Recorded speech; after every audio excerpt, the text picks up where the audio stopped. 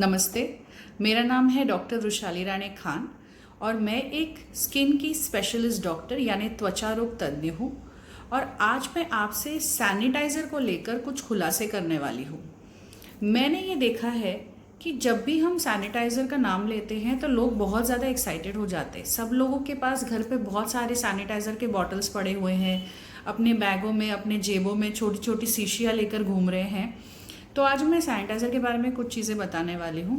सबसे पहली चीज़, अगर आप घर के अंदर हैं तो कोशिश करें कि आप साबुन और पानी से ही हाथ धोएं। सैनिटाइज़र बना इसलिए है जहाँ पे आपको पानी नहीं मिलता हाथ धोने के लिए, उस जगह आपके पास डिसइंफेक्शन के लिए कुछ होना चाहिए, इसीलिए सैनिटाइज़र बना है। वो पानी और साबुन को रिप्लेस करने के लिए नहीं बना है। तो अगर आप घर के अंदर है तो कोशिश कीजिए कि आप साबुन और पानी से ही हाथ धोए, बराबर 20 सेकेंड्स, जैसे एक टेक्निक बताई गई है उसी से धोए। ठीक है। दूसरी चीज़, अगर आपके हाथों में धूल, मिट्टी या ग्राइम लगा हुआ है, ग्रीस लगा हुआ है, तो याद रखिए कि सैनिटाइज़र ऐसे सिचुएशन में आपके हाथ से वायरल पार्टिकल्स नहीं निकाल पाएगा।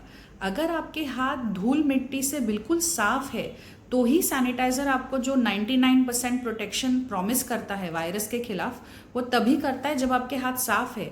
अगर आपके हाथों में धूल, मिट्टी, मैल लगा हुआ है तो सैनिटाइज़र काम नहीं करता। तो अगेन वही बात आती है कि आपको हाथ साबुन पानी से धोना is more effective than simply the sanitiser. ठीक है। तीसरी चीज़, मैं बहुत सारे लोगों को देखती हूँ कि बाहर से चीज़ें आ जाती है, दाल आ गया, चावल आ गया, बटर आ गया, चीज़ आ गया, सब्जी या फ्रूट्स आ गए, अब वो बैठ के सैनिटाइज़र से उसको साफ़ करते हैं। देखिए, सैनिटाइज़र जो है वो सिर्फ हैंड डिसइंफेक्शन और सरफेस यानी टेबल डिसइंफेक्शन के लिए बना हुआ है।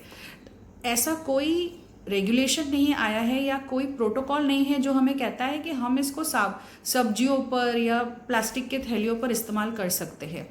तो आप ये मत समझे कि हमने सैनिटाइज़र ऊपर से लगा दिया, अब हमें और कुछ करने की ज़रूरत नहीं है, ऐसा नहीं है।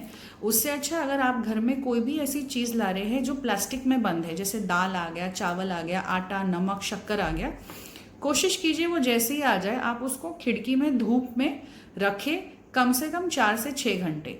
4 से 6 घंटे आप धूप में रखेंगे तो जो भी कोरोना वायरस के कीटाणु होंगे वो वहीं पे ख़त्म हो जाएंगे। अगर कोई फ्रूट्स है या सब्जियां है, जो ऐसे कोई पेरिशेबल आइटम्स है जो आप पानी में धो सकते हो, तो आप एक बड़ा सा टब ले सकते हैं। उसमें आप बहुत ही छोटा, बहुत ही कम पोटेशियम परमैंगनेट का दाना डाल सकते हैं ताकि वो हल्के गुलाबी कलर का बन जाए, और उसमें आप आपके फ्रूट्स और सब्जियां वॉश कर सकते हैं। इससे उसके ऊपर जो भी वायरस के कीटाणु हैं वो निकल जाएंगे। सैनिटाइज़र से उसको धोने की कोशिश मत कीजिए, वो नहीं हेल्प करने वाला है। ठीक है। एक चीज़ जो हम एज अ स्किन स्पेशलिस्ट जो मैंने बहुत देखा है कि जो लोग बहुत ज़्यादा सैनिटाइज़र का इस्तेमाल करते हैं, हर जगह की मैंने सैनिटाइज़र लगा लिया, हर जगह सैनिटाइज़र लगा लिया, उनमें अक्सर बहुत ही ज़्यादा खुश्क त्वचा हो जाती है और एलर्जीज़ के प्रमाण ज़्यादा हो रहे हैं। तो जब ज़रूरत हो, जैसे मैंने कहा था कि आप पानी आपको नहीं मिल सकता, साबुन आपको नहीं मिल सकता, सिर्फ ऐसे समय पर ही सैनिटाइज़र लगाइए, अदरवाइज आपके हाथ जो है वो खुश्क हो जाएंगे और एलर्जीज़ का प्रमाण बढ़ सकता है। हाँ, एक और चीज़, बहुत ज़रूरी चीज़, जब भी आप सैनिटाइज़र लेते हो, आजकल हम देख रहे हैं कि हर दूसरी कंपनी सैनिटाइज़र बना रही है। ऐसे टाइम पे आप कंटेंट्स देखिए आपके बॉटल के, isopropyl alcohol, isopropanol, ethyl alcohol, ethanol, ये 4 कंटेंट्स होने चाहिए। 70% से ज़्यादा इनका परसेंटेज होना चाहिए, तब भी वो सैनिटाइज़र काम करेगा। ऐसे बहुत सारे कंपनीज़ हैं जो एथेनॉल की जगह मेथेनॉल डाल रहे हैं। मेथेनॉल से पॉइजनिंग होता है, इरिटेशन होता है, एलर्जीज़ होते हैं, बर्न्स होते हैं। अगर हम उसके फ्यूम्स लें तो उससे भी टॉक्सिसिटी हो सकती है। तो कोशिश कीजिए जो सैनिटाइज़र आप परचेस कर रहे हो, इसलिए मत लीजिए क्योंकि वो सस्ता है, कोई स्टैंडर्ड कंपनी का लीजिए जो बहुत सालों से, कोरोना के पहले भी सैनिटाइज़र बना रही है। ऐसे कंपनी का आप सैनिटाइज़र परचेस करें।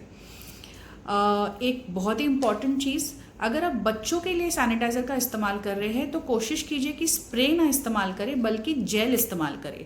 पहली चीज़ तो बच्चों में भी आदत लगाइए कि जाके बेसिन में साबुन और पानी से हाथ धोए। अगर वो नहीं पॉसिबल है तो जेल का इस्तेमाल कीजिए।